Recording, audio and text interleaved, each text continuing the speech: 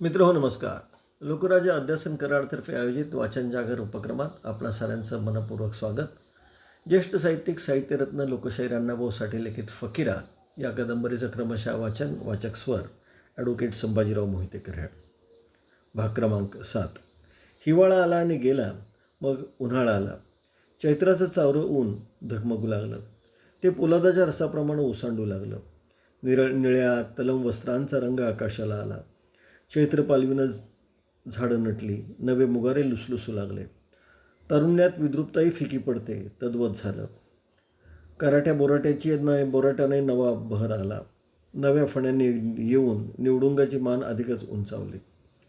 टसटशीत लाल बोंड डोळ्यात भरू लागली. फण्यांचे काटे सणसणू लागले.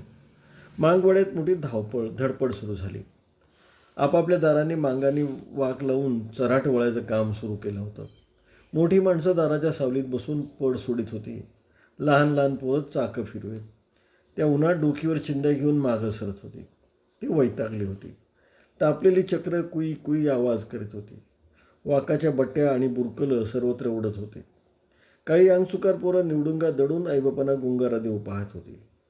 ती मुंगसाप्रमाणे त्या निवडुंगात शिरून दडली होती. दौलतीच्या चिंचेखाली फकीरा आणि साधू यांनी विटीदांडूचा खेळ मांडला होता. कुरगुडीच्या खेळाला राधानं मनाई केल्यामुळं सावलीला ते विटी कोलीत होते. दौलती चावडीवर गेला होता. रईबाई शेळ्या घेऊन रानात गेली होती. राधाचा बसल्या जागीच डोळा लागला होता. हळूहळू चोरटी पोरं जमली. ईशा, केशा, भिवा, बळी, मुरा आले आणि डाव रंगू लागला. तोच साळामांगाचा घम्या आला. त्याने एक नवी खबर आणली होती. ती त्यानं पोरात सोडली. सारी पोरं एकत्र आली. आतुर होऊन घम्याभोवती जमली. घम्यामध्येच बसला.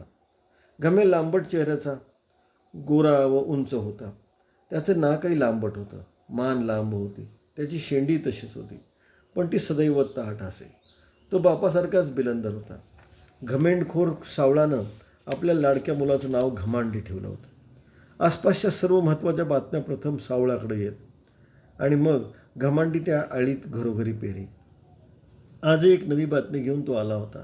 पोरं जमली आणि घमांडी गंभीरपणे म्हणाला, राजवाडीच्या माळावर सरकारी बंगल्याजवळ लष्कर आल्या, बघायचं चालता का? हे लष्कर कसलं असतं रं? ईशाने विचारलं.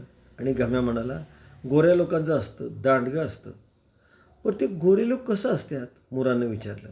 घमा बुचकाळ्यात पडला. फकीरा म्हणाला, सांग की गोरे लोक कसलं असतात? ते मला ठाव नाही, घमांडीने सांगून टाकलं. मग बळी म्हणाला, मग आपण ते लष्कर बघूया चला. राजवाडी लांब आहे र. अरे अवघी 3 मैल.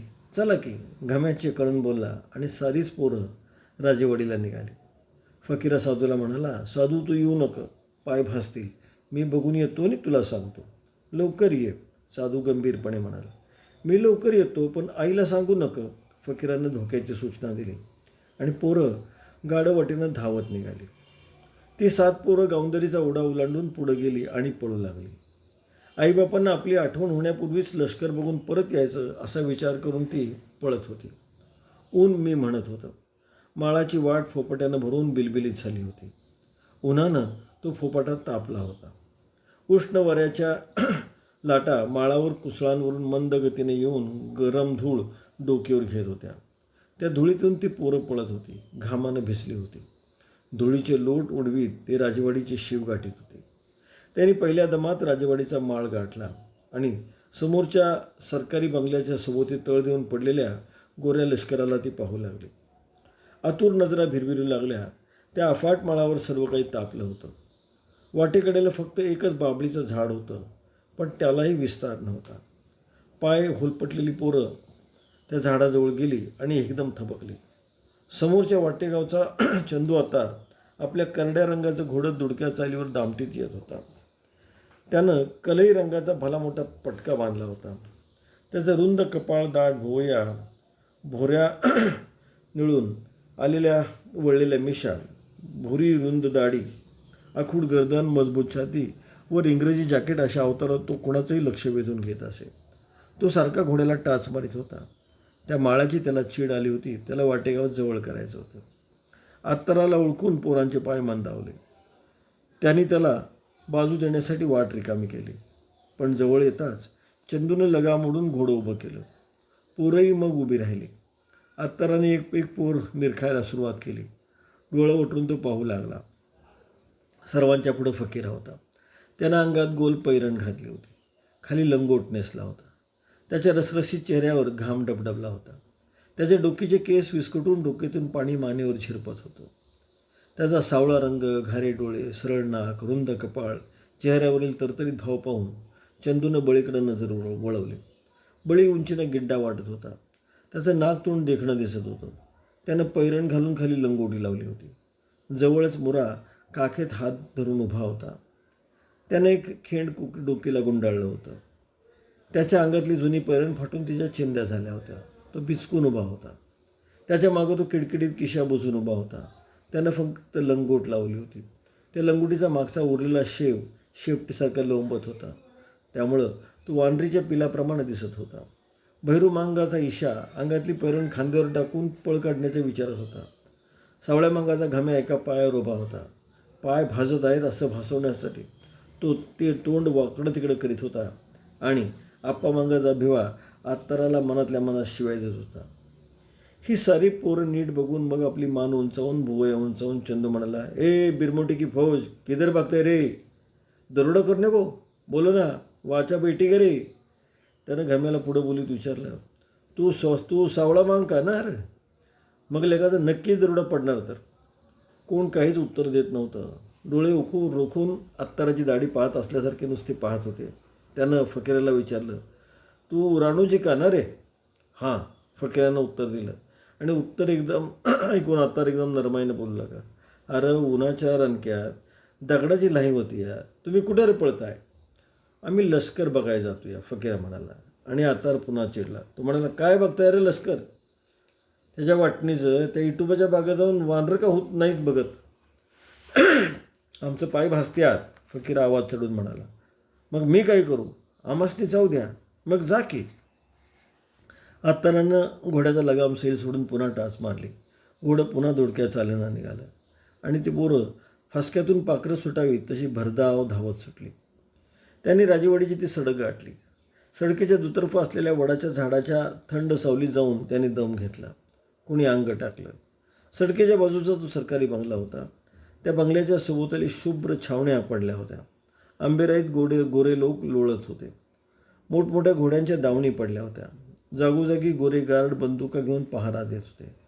त्यांचा तो विचित्र पोशाख, खाली गुडघ्यापर्यंत घागरे, लांब हाताचे डगले, लाल भडक बसके नाकं, गुबगुबीत गाल, चमत्कारिक आवाज, हे सर्व ती पोरं झाडाखाली बसून पाहू लागली.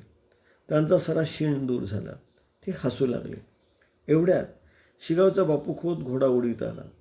त्याच्या घोड्याला पाहून लष्करी घोडी खेकाळली. काही दुगाने झाडू लागली. लष्करी शिपायाने किंचित वळून त्याच्याकडे पाहिलं. तो छावणीत गेला. उशीर परत आला नाही. बड्यासाहेबाला जेवणाचं आमंत्रण देण्यासाठी तो आला होता. बापू खोताला ओळखून घाम्या म्हणाला, हे बघा येऊ शिगावचा बापू खोत, हेनंच राणूनानाला मारलं. त्याचे शब्द ऐकून फकीरा गंभीर झाला. त्याच्या कपाळावरच्या आठ्या उभ्या राहून त्याचे डोळे स्थिर झाले. तो हळू आवाजात म्हणाला, आबाला मारलं? त्याच्या आवाजात दुःख, चीड यांचं मिश्रण झालं. आमचा गबरूही मारलं हे ना. वडाच्या मुळीवर बसत घाम्या म्हणाला, नुसत्या भूताच्या पोटचा आहे भडवीचा, आणि हे तर साहेबाचा मैत्र आहे वाटतं. बळी म्हणाला, मग हे लष्कर खोताच्याच जातीचा असेल. घाम्याने शंका प्रदर्शित केली आणि केशा म्हणाला, अरे असेल कसलं हाईच. मग नको आमासनी हे लष्कर, निघूया, फकीरात रागा करीत म्हणाला. इतक्यात खोत मोठ्या खुबीनं साहेबाशी बोलत त्यांच्या दिशेने येऊ लागला. आडदाड घाम्याने विचार केला आणि जवळच पडलेला दगड उचलून हातात घेतला. सारी पोरं भयभीत झाली. 7 पोरं एकाएकी गडप झाल्याचं लक्षात येताच मांगवाड्यात गोंधळ माजला. जो तो पोरांना शोधण्यासाठी त्यांचे पळत सुटला. त्यांचे आईबाप आरडाओरडा करत रडत धावत सुटले. गलबला ऐकून राधा बाहेर आली. एकटा साधू पाहून तिनं विचारलं, फकीरा कुठं आहे साधू? त्यावर त्यानं फक्त ओठ उरफाटा केला. तो काहीच बोलला नाही. राधाचंही काळीज हल्लं. ती हाका मारीत निघाली. तोच दौलती आला. पोरं गेली कुठं गेली गलका वाढला. पोरांचे आईबाप दौलतीच्या दारात जमले. सावळा मांगही हातात कुऱ्हाड घेऊन आला. हा सावळा मध्यम उंचीचा, सडपातळ, मजबूत होता. हेकट, रागेट आणि सापासारखा डूग धरणारा, म्हणून डौखेल सावळा असं त्याला लोक म्हणत. तो बिलंदर चोरटा तसाच धाडसी पण होता. अंमलदार त्याला पाण्यात पाहत आणि तो त्यांना. आसपासच्या सर्व डागीळ माणसांची त्याची मैत्री होती. गुन्हेगार लोकात त्याला बराच मान होता. चोरी हा पोटासाठी आणि पोटापुरतीच करावी असा त्याचा बोल असे. ऐट त्याला आवडत नसे, पण स्वतः मात्र फारच घमेंडखोरी करी. म्हणून त्यानं आपल्या लाडक्या पुत्राचं नाव घमांडी असं ठेवलं होतं. आणि हा घरात जे जे करीत ते सारं मांगवाड्यात जाऊन घमांडी सांगे. घमांडी नाहीसा झाला तो फकीराच्या नादानं कुठंतरी गेला असं वाटून सावळा फकीरावर आणि दौलतीवर चिडला. भुवया चढून डोळे फेंदारून तो दौलतीला म्हणाला, नाना, तुमच्या पोरानं आमची पोरं बिघडली बघा. हे ऐकून दौलती चिडला. इतक्या चढ्या आवाजात त्याला कुणीच बोललं नव्हतं, पण आज सावळा बोलला. तेव्हा दौलती म्हणाला, तुझं चालीचं बाळ मला ठावं आहे. त्याच्या पायाला दावा आधी लावून टाक आणि मुळचाच नाहीटा. त्याला बिघडाय कशाला पाहिजे. सावळ्याचं हे डोकं उद्गार ऐकून अधिकच फिरलं. तो तावातावानं पुढं सरसवला आणि मोठ्यानं बोलला, असं बोलू नका. माझं पोर देवावानी हाय. माझ्या पोरानं काय चाल केली? मग आमच्या पोरानं तुझं काय बिघडवलं कसं? हे कसं? कुठं परागंदा झालं? मग त्याला फकीरानं नेलं हे खरं कशावरनं? तुम्ही त्याचा लाड करता. आम्ही आमच्याचा लाड करतो, दौलती म्हणला. तू तोंडू नका. एवढ्यात कोंडी महार भारकेतून परत आला. त्यांचा तो गलका ऐकून तो पळत आला. तो शांतपणे म्हणाला, थांबा, एकमेकावर येऊ नका. मगाशी 5-6 पोरं माळानं पळत गेली. त्यात घम्या साऱ्यांच्याच पुढं उड्या मारीत होता. मित्रांनो, एकूण हे बालवयातली ही जी प्रकरणं असतात ही संपूर्ण आयुष्यभर आपल्याला खूप आनंद देत असतात. पण यामध्ये पुढं काय घडतं आपण ऐकणार आहोतच. आज मात्र थांबतो आहोत. नमस्कार. जय हिंद. जय भारत.